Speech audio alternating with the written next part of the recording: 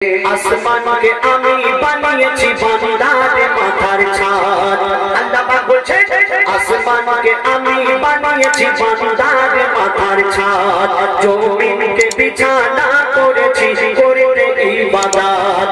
আসমান কে আমি বানিয়েছি বান্দার মাথার ছাদ।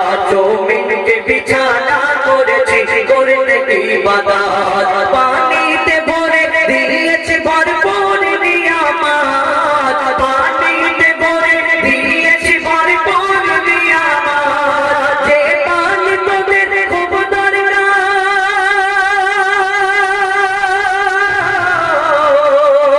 যে পানি তোদের খুব দরকার জীবন মরণে। বলছে আহাত দেখো কোরআনে, বলছে আহাত দেখো কোরআনে। কত নিয়ামত এই জমিনে, কত নিয়ামত এই জমিনে।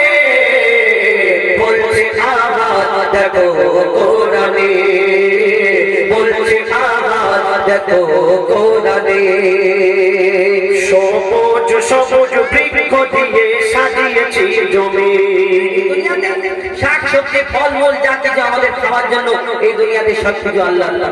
আমরা অনেক জায়গা বলকে বাপের বেটা মতো চাষ করি তবে হয়, যখন চাষে খরা পড়ে যায়, চাষ বন্ধ হয়ে যায়, আল্লাহর দরবারে হাত তোলো, বুঝি বুঝে বলে দোয়া করে, তখন যাও কেন কবি ছন্দের মাধ্যমে আরো সবুজ সবুজ বৃক্ষ দিয়ে সাজিয়েছি জমিন। শাক সবজি ফলমূল খেয়ে থাকবি রে মুমিন। সবুজ সবুজ বৃক্ষ দিয়ে সাজিয়েছি জমিন। শাক সবজি ফলমূল খেয়ে থাকবি রে মুমিন। সূর্যকে আমি বানিয়েছি বেঁচে থাকার সামান। সূর্যকে আমি বানিয়েছি বেঁচে থাকার সামান। আধার ভুবনকে আলো করি,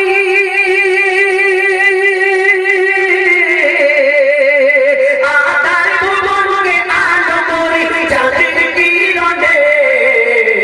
বলছে আহাত দেখো কোরআনে, বলছে আহাত দেখো কোরআনে। কত নিয়ামত এই জমিনে, কত নিয়ামত এই জমিনে। বলছে আহাত দেখো কোরআনে, বলছে আহাত দেখো কোরআনে।